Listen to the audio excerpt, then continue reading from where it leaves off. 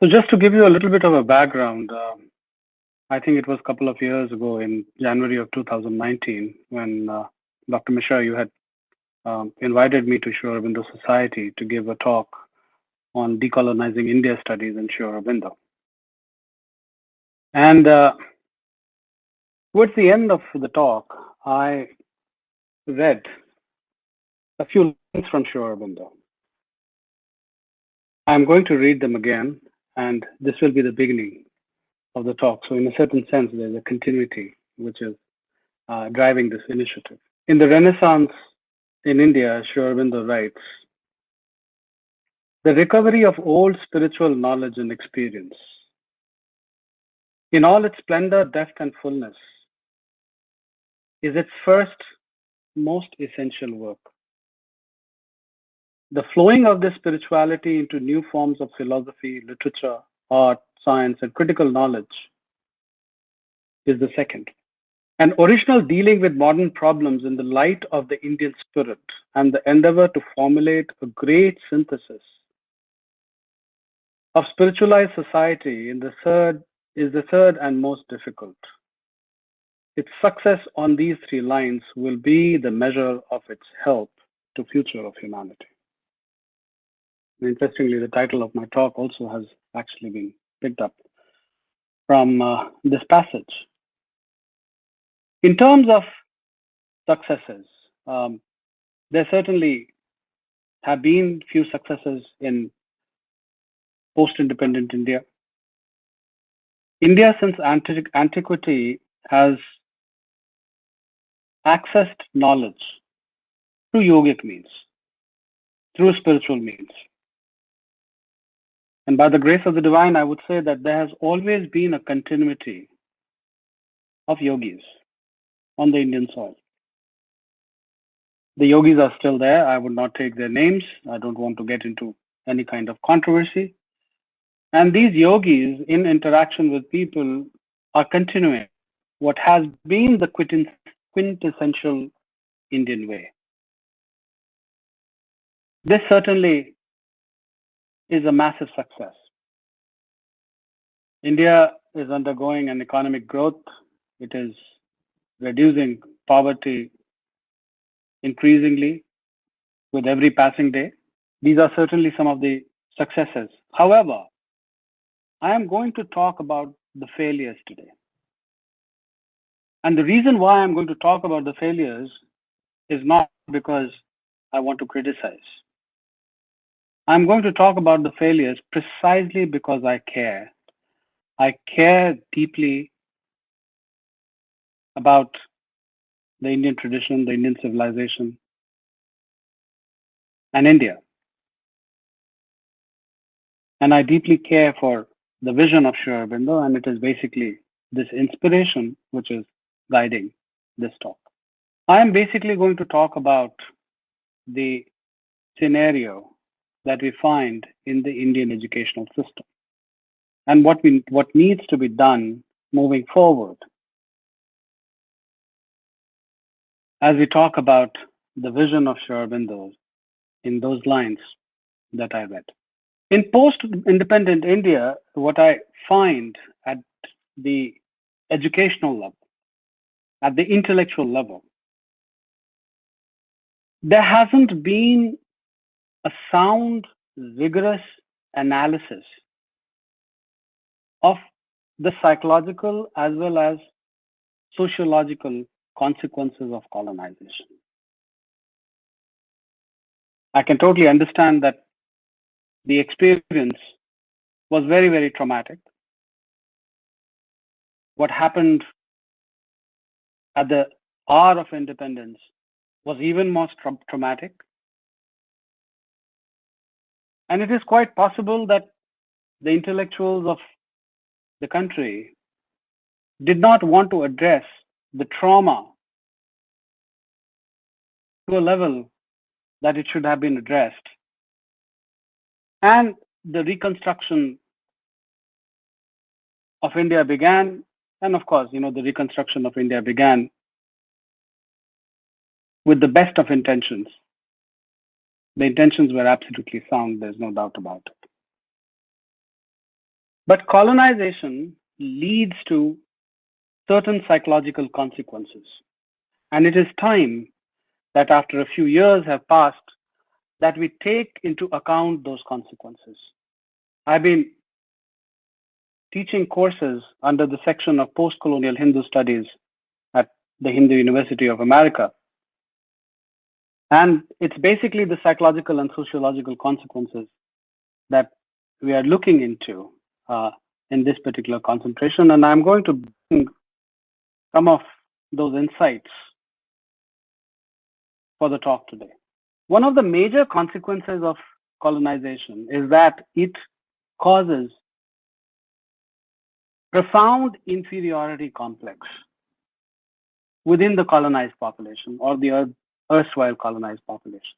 And this inferiority complex does not go away just like that. It remains within the population, and it remains within the population for a long period of time until unless civilizationally the inferiority complex begins to get addressed significantly and sufficiently. This inferiority complex, it manifests us in the lives of us Indians every day. I will only take a couple of examples. I won't go into too many details. Incidentally, I don't have much time.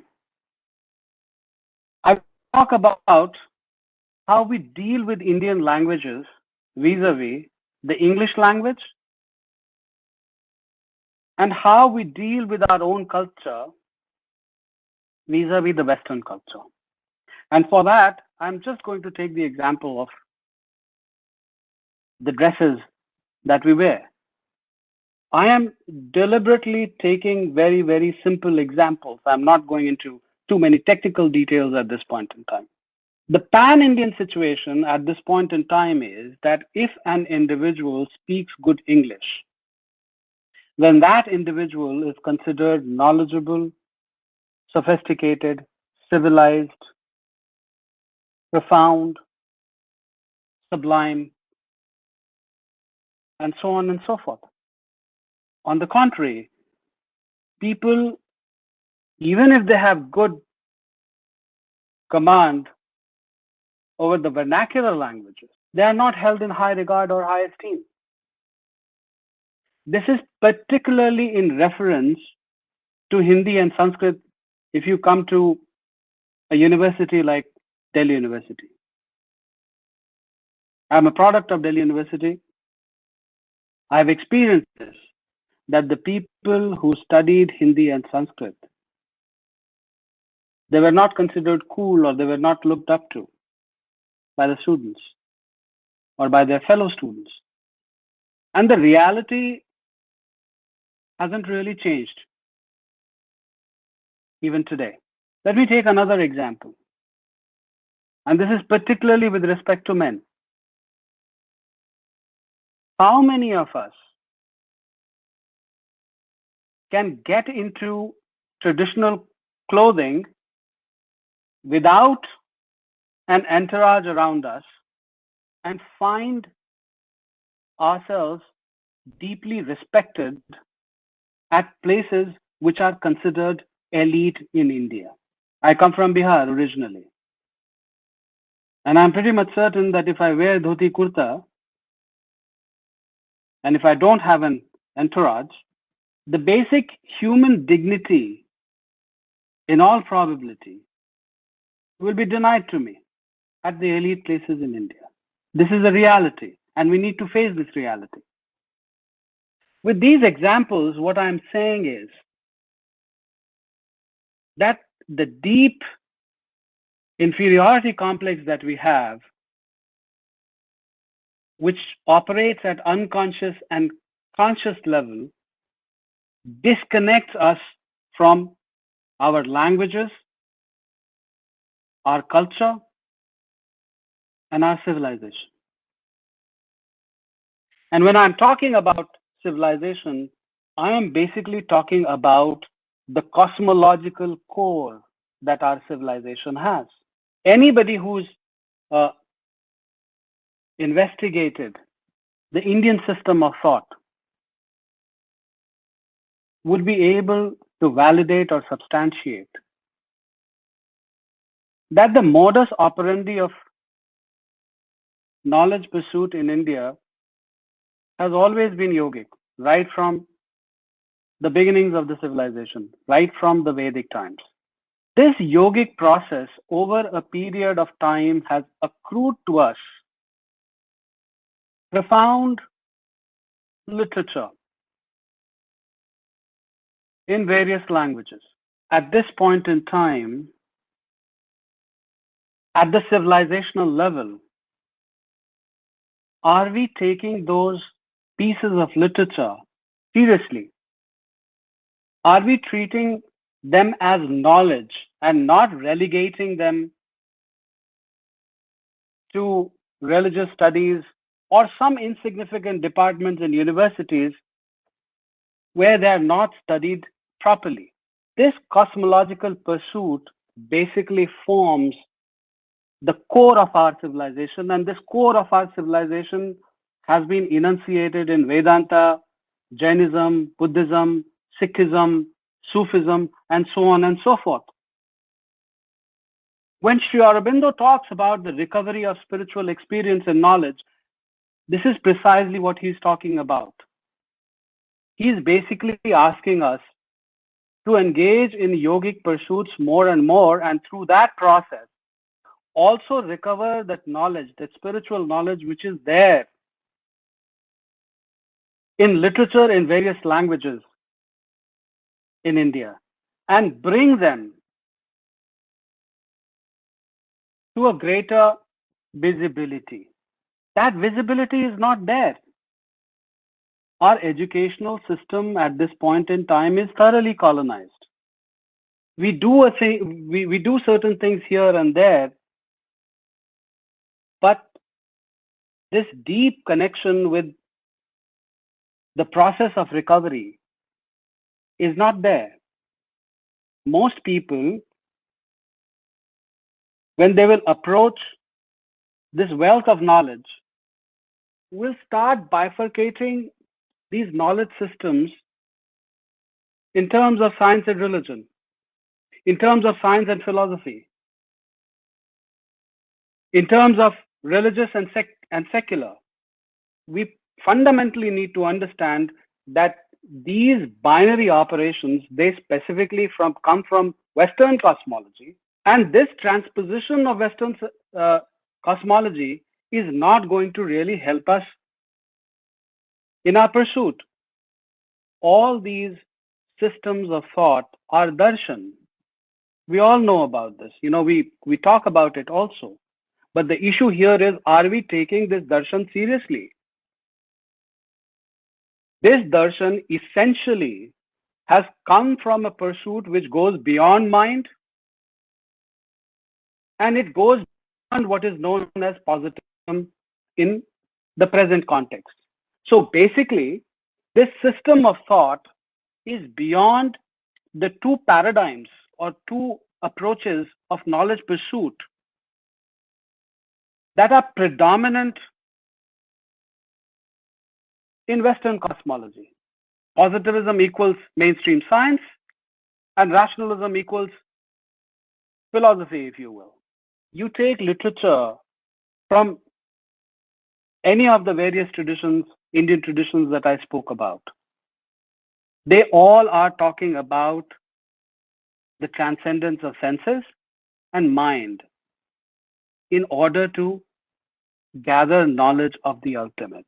The most unfortunate part in post-independent, post-colonial India is that we may be giving lip service to these knowledge systems, but we are not taking them seriously at the intellectual level. This matter is not Hindu, Buddhist, Jain, Muslim or Christian. We can look at the yogic or the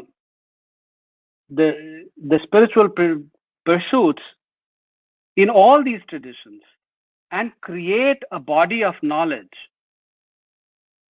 which will guide the advance of the Indian civilization. That is the first step that needs to be taken. What is the second step that needs to be taken? When we start engaging in these traditions, very quickly we will find that there are similarities and differences amongst these traditions. The similarities that you have within the traditions, they basically form the cosmological core of the civilization. Our intellectual pursuits basically need to be founded upon that core. So what is Sri Aurobindo talking about, when it comes to the second point? He says that after the knowledge has been recovered, that knowledge needs to flow in new forms of philosophy, psychology, and various other disciplines. So we basically need to reformulate all these different disciplines that are being talked about, particularly in social sciences, in the light of what gets recovered through the process that we have been talking about. And then the third step, of course, is the application of that core in addressing the unique problems that India is facing at this point in time. Now, the last point that I want to make on this particular issue, the governmental involvement in this project will become very, very important. And it will need to go beyond the party lines. And it will certainly, important not to make this approach as partisan. As I mentioned earlier, there are many different traditions. All these different traditions have yogic or spiritual core. They have to be brought out, and they have to be brought out and brought together. Now, the reason why I'm saying, I'm saying is that the governmental backing of this pursuit or this approach is important, because if you look at the history of how India was colonized intellectually, there was a certain process that was followed. And interestingly, it's basically by following a very similar kind of process that decolonization of India will happen. I just want to take very quickly the example of James Mill. James Mill in 1817 published a 3-volume work on history of British India. By the time it was 1818, the book, or rather the books, became very famous in England. Based on the popularity of James Mill was hired by East India Company. By the time it was 1823, James Mill was number 2 in the hierarchy of British officials of East India Company operating from England. And by the time it was 1830, he was the chief. So in a certain sense, he had become the CEO of the East India Company. Now, this 3-volume work, that became part of the curriculum of Haileybury College. That college in England, which was training British civil servants to operate in India. James Mill was also an instrumental figure in establishing University of London.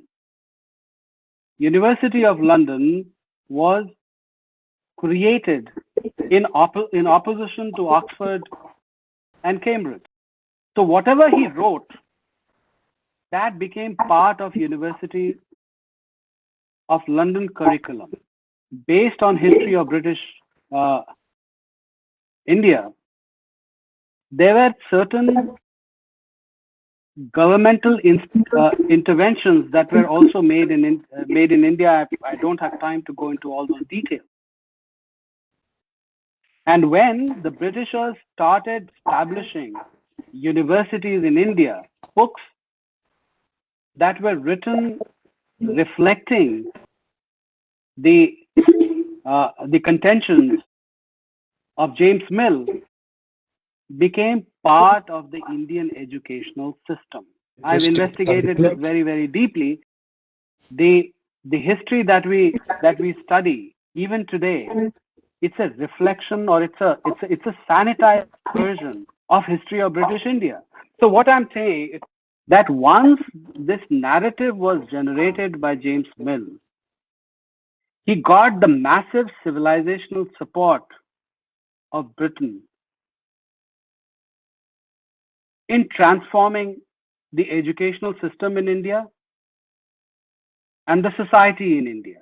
So until and unless this initiative of decolonizing India is taken at the topmost level, at the topmost governmental level, this process will not happen. And it is important that we recognize this and we start working in this direction. So with those words, Dr. Mishra, I close. And thank you very much for inviting me to give a talk on this very, very important subject matter. Thank you, Professor Singh, for your presentation. And you raised very, very pertinent points when you talked about James Mill and the kind of distorted version of Indian history that we get from the imperialist historians. So my question is that, sir, would you like to also comment on James Mill's periodization?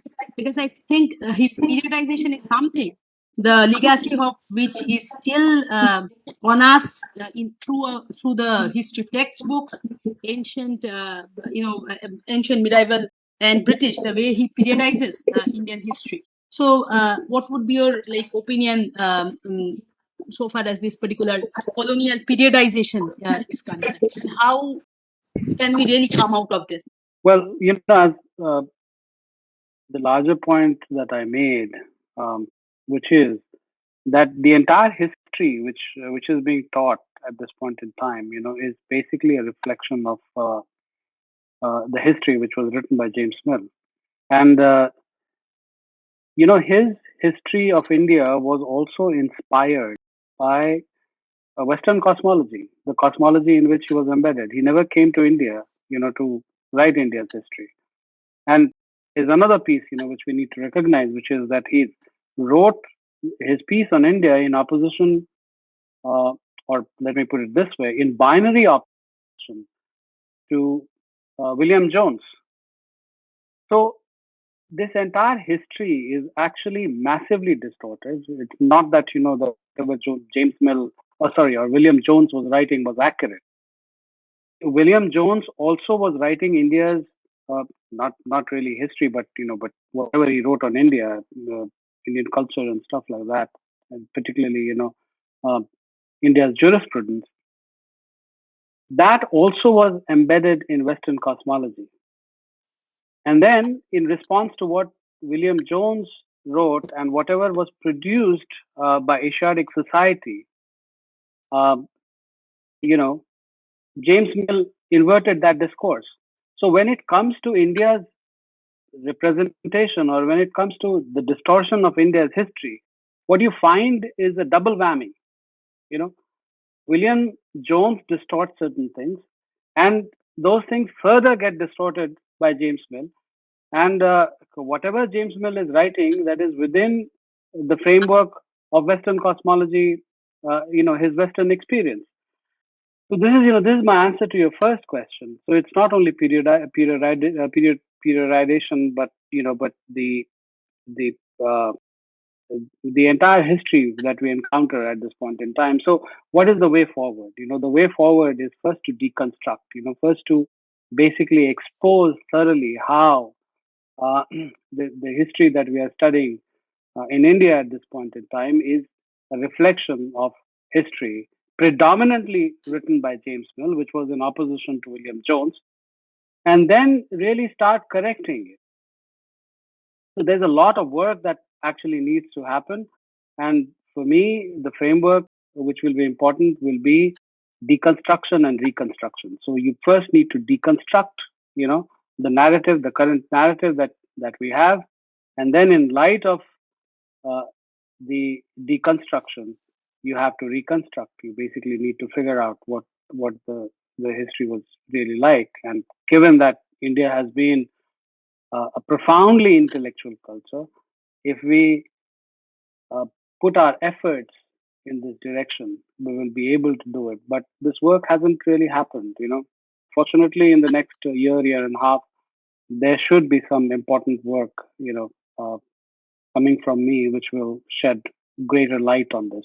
But I have already started raising awareness on this issue, and the hope is that collaboratively and in concert, we will be able to make this change. We'll be able to make this shift.